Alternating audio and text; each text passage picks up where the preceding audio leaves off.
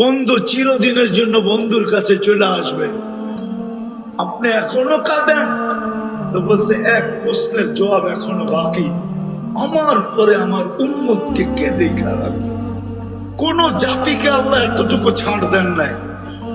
শুধু বন্ধুর সাথে অঙ্গীকার যে আপনি এদের মাঝে থাকবেন, আমি এদেরকে ধ্বংস করব তো করব কি করে? কোরআনের তর্জমা বললাম, আপনি এদের মাঝে থাকবেন আর আমি এদেরকে সমূলে ধ্বংস করব তো করব কি করে? আপনি যদি বলেন যে নবীজি আমাদের মাঝে আছে তো আছে কোথায়? বাংলাদেশে না থাকতে পারে কিন্তু মদিনা মুনাওয়ারায় আছে, এটা তো মানেন না? মদিনা মুনাওয়ারায় নাই? হ্যাঁ, আমাদের নবী হায়াতুন নবী, মামাতুন নবী না, কবরে জীবিত। যে সালাম দেয় তার সালামের জবাব নেন এবং জবাব দেন। সামনে যা দাঁড়াইলে চোখে দেখেন। আমাদের নবীজি হায়াতুন নবী, মামাতুন নবী। জানি না আপনারা হায়াতুন নবীর কায়েল কিনা, এটা জানি না। হায়াতুন নবী আমাদের নবী, উনি কবরে এখনো জীবিত আছে। সারা জীবন চোখের পানি ঝরায় গেছেন, এখনো চোখের পানি ঝরাইতেছেন। এই জন্য পায়ে হাত রেখা বলতেছি, মুসলমানের জন্য, আমাদের জন্য এখনো সুযোগ আছে। আসেন বিজাতির ভালোবাসার থেকে তওবা করি। কি রাজি? তওবা করেন অতি সত্বর। আমার কথা অন্যদিকে নিয়েন না, তওবা করা উচিত। আজকে আমাদের তওবা করা উচিত, সবার পায়ে ধরে বলতেছি। তাইলে যুবক, তুমি ভাইবো না যে তোমার বাড়িতে আইসা তোমাকে পিসা লাগায় দিয়ে নিয়ে যাবে, এমন না। কেননা ওরা সারাদিন সফটওয়্যার দেখতেছে, সফটওয়্যার অনলাইনে দেখতেছে। তুমি ভাবছো তোমার আইডি নাম্বার পাবে, তো পাবে কোথায়? এই সফটওয়্যারের হেডকোয়ার্টার হলো ইহুদিদের কাছে, ইসরায়েলে। তুমি এইখানে যেটাই অনলাইনে ছাড়ো, ওটা ওইখানে যে পৌঁছে শেষ ওইখানে হয়। লেখা আছে ওইখানে তুমি মুসলমান লেখছো। বিদায় যতই রঙিন হও, এই ছোট জীবনটা কাটায় যেতে পারবে। সত্য এটাই, ছোট জীবনটা কাটবে। আমি অস্বীকার করি না, এই ছোট জীবনটা কেটে যাবে। কেননা এটার গতিরোধ করার কোনো মেশিন এখনো আসে নাই, আর কোনোদিন আসবে না। আর এটাকে পাওয়ার ব্যাংকে ভরেও রাখা যাবে না, এটা কেটে যাবে। কিন্তু কালকে কাটবে না, কালকে কাটবে না। এই জন্যই বলতেছি কালকে কাটবে না।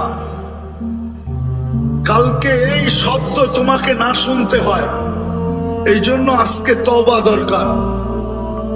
কেননা কালকে এই শব্দ যদি শুনতে হয় যে সুহকান সুহকান লিমান দাইয়ারা বাদি, যাও সরো দূরে, তাইলে কিন্তু বড় বিপদ হবে। সত্য কথা কোরআন বুঝায়, ওয়াস্তাগফারা লাহুর রাসূল লাওয়াজাদুল্লাহ তাওয়াবার রহিমা। কালকে যদি মুহাম্মদুর রাসূলুল্লাহ সাল্লাল্লাহু আলাইহি ওয়াসাল্লাম আমার পক্ষে না গেলেন, তো আল্লাহ আমার পক্ষে যাবে না, দুনিয়ার কোন শক্তি আমার পক্ষে যাবে না। কালকে যদি মুহাম্মদুর রাসূলুল্লাহর হাত আমার পক্ষে না উঠলো, কেননা কিয়ামতের মালিক আল্লাহ আমি মানি, কিন্তু রাজা কিন্তু মুহাম্মদুর রাসূলুল্লাহ। জানি না আপনারা মানবেন কি মানবেন না। আল্লাহ মালিক বটে, কিন্তু রাজা মুহাম্মদুর রাসূলুল্লাহ।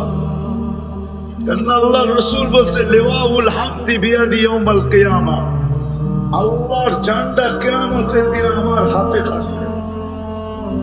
শাফাতে কুবরা এই কথাই বলে, দুনিয়া চিৎকার দিবে, নবী রাসূল পর্যন্ত চিৎকার দিবে হিসাব কিতাব শুরু হোক, এই ভয়াবহতার অবসান ঘটুক, কিন্তু আল্লাহ ওই পর্যন্ত হিসাব শুরু করবেন না যতক্ষণ পর্যন্ত মুহাম্মদুর রাসূলুল্লাহ সিজদায় না পড়বে।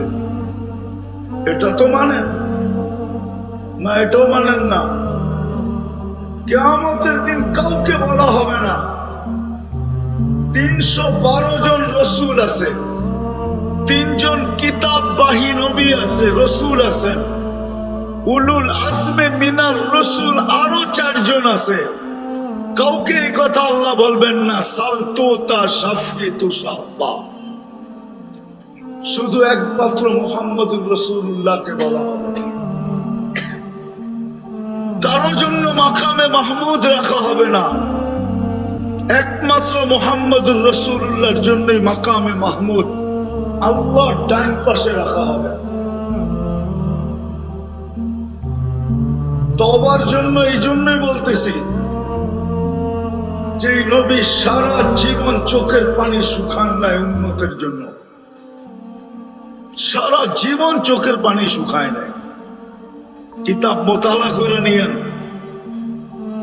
লেখা আছে জিবরিল আর মিকাইল জিজ্ঞাসা করছে মা জালা আরাকা তাবকি, যখনই দেখি কাঁদেন কেন?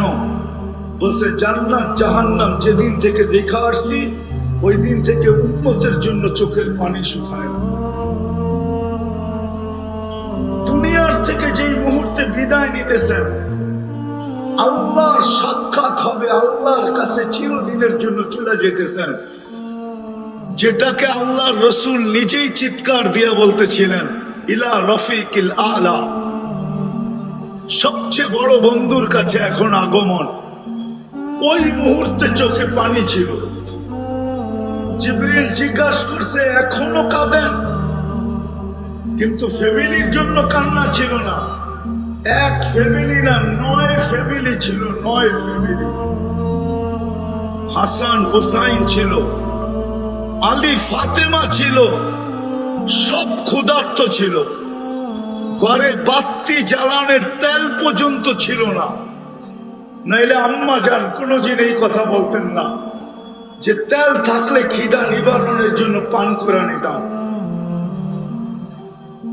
হাসান হুসাইনের জন্য চোখে পানি ছিল না, যদিও জানতেন যে একজনকে এই উম্মত বিষ দিয়া কতল করবে, হত্যা করবে, শহীদ করবে, আরেকজনকে কারবালার ময়দানে জবাহ করবে। এদের জন্য চোখে পানি ছিল না।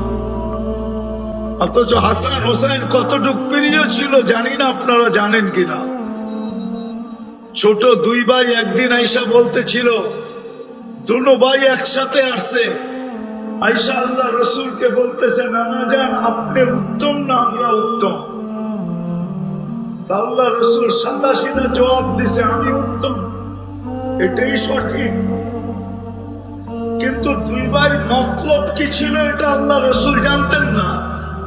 তো 2 ভাই হাসতে ছিল, তো বলছে হাসো কেন? কয় জবাব হয় নাই। কয় তাইলে আমরা 2 ভাই উত্তম। কয় কিভাবে? আমাদের আম্মা জানকে চিনেন? তো বলছে বলো। তো আম্মা জানের পরিচয় দিয়া বলতেছে উম্মুকা লাইসা বিশাই, আমাদের আম্মা জানের সামনে আপনার আম্মা কিছুই না। আমাদের আব্বা জানকে চিনেন? তো বলছে বলো। তো পরিচয় দিয়া বলতেছে ও আবুকা লাইসা বিশাই, আমাদের আব্বা জানের সামনে আপনার আব্বা কিছুই না। আমাদের নানা জানকে চিনেন? তো বলছে বলো। তো নানা জানের পরিচয় দিয়া বলতেছে ও জাদ্দুকা লাইসা বিশাই, আপনার নানা আমার নানার সামনে কিছুই না। আল্লাহ রসুল দুজনকে উঠে চুমা দিয়া বলতেছেন মাইনা নিলাম তোমরা 2 জন উত্তম। ওই কলিজার টুকরার জন্য চোখে পানি ছিল না, পানি ছিল আপনার আর আমার জন্য। জিবরিল জিজ্ঞাসা করছে আতাবকি ওয়া আনতা ইলা রফিকিল আলা, এখনো চোখে পানি? আল্লাহর সান্নিধ্যে যাবেন। আগেরটা বললে তো হয়তো ওলামা আঙ্গুলে উঠে দিতে পারে, এই জন্য বলা কমায়া দিছি, আঙ্গুল না উঠায় দেয় যে আপনি তো এখন আল্লাহর সান্নিধ্যে যাবেন। উর্দু জগতে তো খুশির বন্যা চলতেছে। ইয়াসিলুল হাবিব ইলাল হাবিব, বন্ধু চিরদিনের জন্য বন্ধুর কাছে চলে আসবে। আপনি এখনো কাঁদেন তো বলছে এক প্রশ্নের জবাব এখনো বাকি, আমার পরে আমার উম্মতকে কে দেখা রাখবে? রাগ হয়েন না, ওলামা একরাম ছাড়া যারা আজ পর্যন্ত যতবার চুল কাটছি এইখানে ওলামা ছাড়া একজনও পাওয়া যাবে না যে সেলুনে যায় এই কথা বলছে যে আজকে আমার চুলটা আমার নবীর আদর্শ মতে কেটে দাও। একজনও মনে হয় পাওয়া যাবে না। আমি তো যুবকদেরকে বলি যে জীবনে যদি একবারও চুল কাটতে নবীর আদর্শে, কিয়ামতের দিন হয়তো তোমার জন্য সুযোগ হইতো, যেদিন দেখা হবে তুমি হয়তো হাত পাততে পারতে যে শুনছি আপনি বড় দয়ার নবী, আমি আপনার আদর্শে জীবনে একবার চুল কাটছি, আমাকে কি দিবেন দেন না। এই সুযোগটা তো হতো। ওই দিন চোখের পানি ঝরতে ছিল উম্মতের জন্য যে আমার উম্মতকে কে দেখা রাখবে। ওলামা মানবে কি মানবে না জানি না।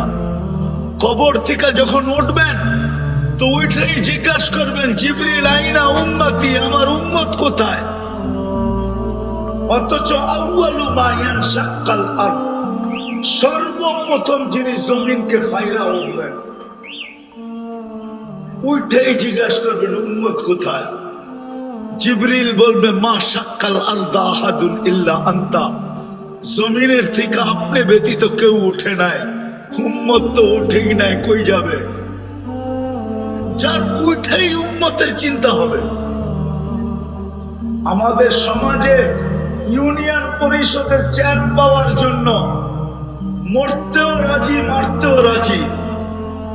এই 50-52 বৎসরে শুধু ইউনিয়ন পরিষদের চেয়ার পাওয়ার জন্য কত মানুষ জান দিছে, কত মানুষ জান নিছে। কিন্তু কিয়ামতের দিন আল্লাহ রসুলকে মাকামে মাহমুদ দিবে, নিয়ে যাওয়া হবে, শুধু হাত রাইখা দাঁড়ায় থাকবেন। আল্লাহ বলবেন বসেন, বলছে বসবো না। কারণ কি? বলছে উম্মতকে প্রতিশ্রুতি দিয়ে আসছি হাউজে সাক্ষাৎ হবে। মাউইদুকুমুল হাউজ, হাউজে সাক্ষাৎ করব, নিজের হাতে পানি পান করাবো। বৈশা গেলে পিপাসিত উম্মতকে কে পানি পান করাবে? এই জন্য বসবো না।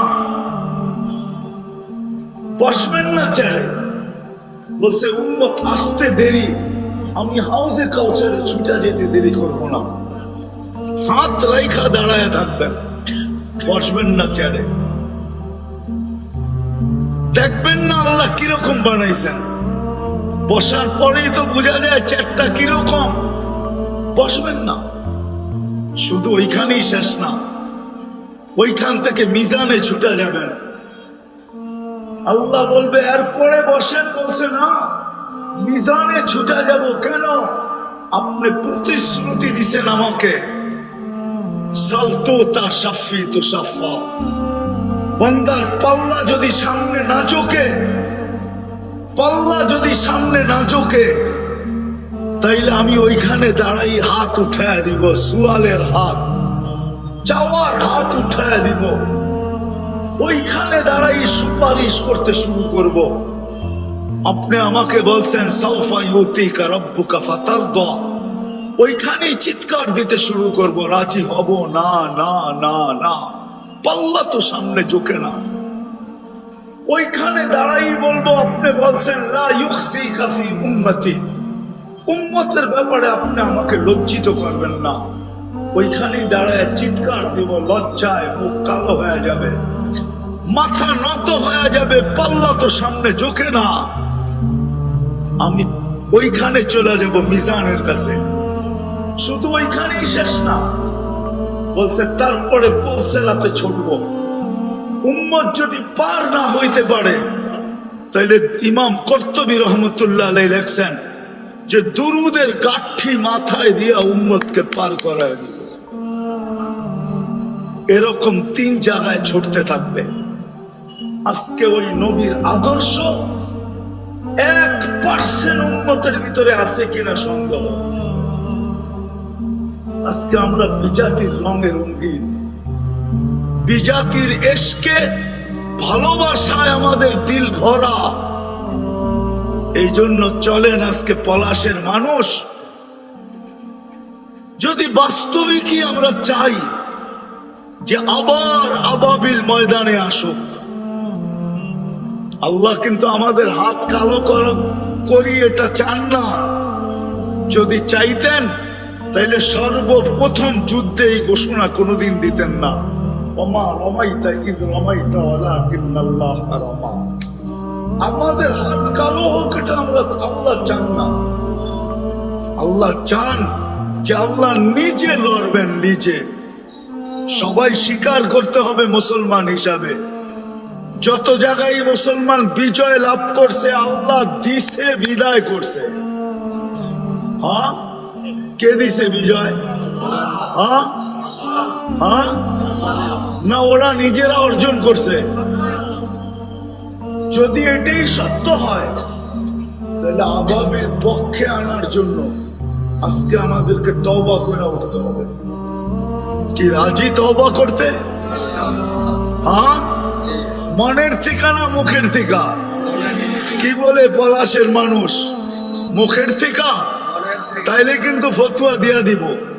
আমার ফতোয়া না, বড় পীর আব্দুল কাদের জিলানী রহমতুল্লাহ আলাইহির ফতোয়া। ফাতুর রব্বানি আরবি কারো কাছে থাকলে পড়া দেখতে পারে। আব্দুল কাদের জিলানী রহমতুল্লাহ আলাইহি লিখছেন, লিসানুকা মুমিন কলবুকা মুনাফিক। তোর জবানটা মুসলমান বটে কিন্তু তোর দিলটা মুনাফিকের। তোর দিলটা মুনাফিক, জবানটা মুসলমান। এখন সিদ্ধান্ত নেন, মনের থেকে তওবা করবেন না মুখের থেকে করবেন? তাইলে হাত উঠায় বলেন, উপরে সামিয়ানা নাই কিন্তু আল্লাহর কাছে বলেন, আল্লাহ আমরা সমগ্র মুসলমানের পক্ষ থেকে তওবা করলাম।